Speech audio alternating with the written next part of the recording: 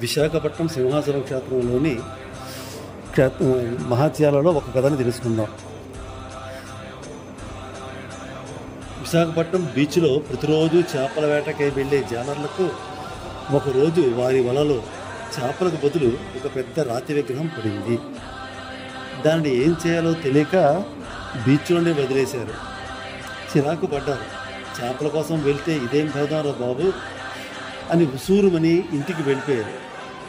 ఆ రాత్రి ఆ జాలర్ల పెద్దకు కలలో కనిపించి, ఒరేయ్, నన్ను బీచ్లో వదిలేశారురా, అది నా జాగా కాదు, నన్ను తీసుకువెళ్ళి సింహాచలం దేవస్థానం వారికి అప్పగించమని, అదే నా స్థానమని చెప్పింది అమ్మ.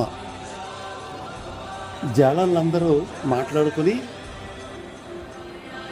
మరుసటి రోజు వేట మానేసి అందరూ కలిసి ఊరేగింపుగా ఆ అమ్మవారిని తీసుకొని బయలుదేరి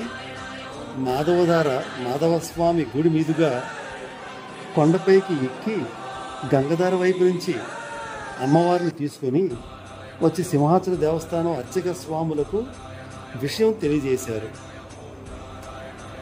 కలలో అమ్మవారు తమ పెద్దకు కనిపించి, ఇక్కడ అనగా సింహాచలంలోని సింహాద్రప్పన్న సరసన ఉంచమని చెప్పినదని తెలియజేసిరి. దానితో అర్చకులు రాజావారితో సంప్రదించి గర్భగుడి ప్రక్కన ఉన్న అమ్మవారిని ప్రతిష్ఠింపజేసి ఆనాటి నుండి దీప నైవేద్యాలను జరిపించడం అయినది.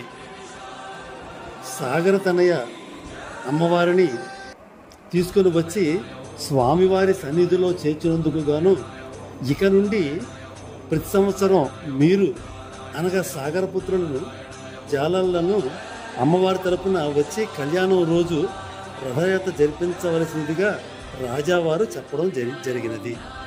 అదే ఆనాటి నుంచి ఇప్పటిదాకా కొనసాగుతుంది. విశాఖపట్నంలోని జాలర్ల కుటుంబీకులు రాజావారు కల్పించిన బాధ్యతను అదృష్టంగా భావించి తరతరాలుగా స్వామిని సేవిస్తున్నారు.